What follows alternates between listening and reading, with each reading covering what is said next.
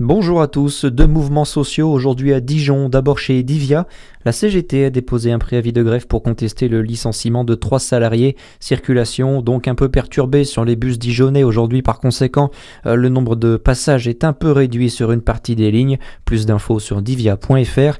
Et puis c'est une autre mobilisation plus rare cette fois. Des banquiers sont aussi attendus dans la rue aujourd'hui.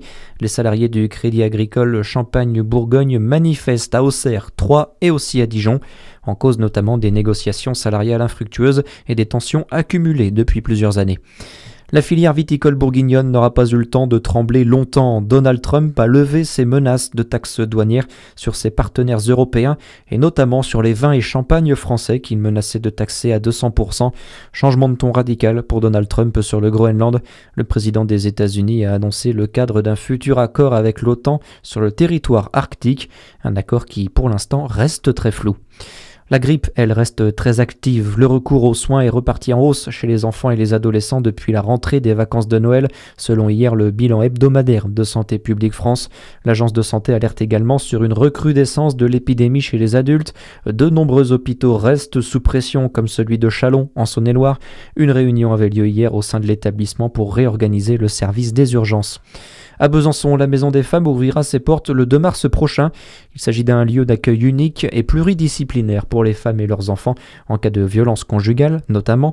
Une aide de l'État doit encore faciliter la clôture du budget. Dans le reste de l'actualité, faut-il permettre aux salariés de travailler le 1er mai ? La question revient aujourd'hui à l'Assemblée nationale dans le cadre de la niche parlementaire des Républicains. Une proposition de loi est en discussion. Cela concerne les fleuristes, les boulangers et la vente de produits alimentaires au détail. Le texte permettrait aux salariés volontaires de travailler le 1er et d'être payés double. Une mauvaise idée pour Grégory Cipriano, secrétaire fédéral à la Fédération du commerce de la CGT. C'est un faux argument parce que s'ils peuvent payer double, ils peuvent augmenter les salaires. C'est simplement, je vais dire, presque du marketing en disant on est ouvert. Je ne suis pas si sûr que les gens aillent dans les magasins les dimanches ou alors les jours fériés.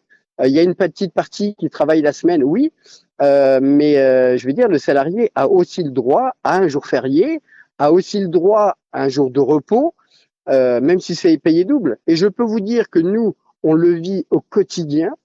C'est payé double un certain temps et après ça devient une journée normale. Donc c'est plus payé double. L'année dernière, 22 boulangeries ont été verbalisées pour avoir ouvert le jour de la fête du travail. Et puis le foot, la Ligue Europa ce soir, Lyon qui est leader se déplace sur la pelouse de Young Boys de Berne à 18h45. Nice, déjà éliminé, accueille le club néerlandais de Go Ahead Eagles à 21h. Au milieu, Lille se déplace au Celta Vigo. Très bonne journée à tous sur Fréquence Plus.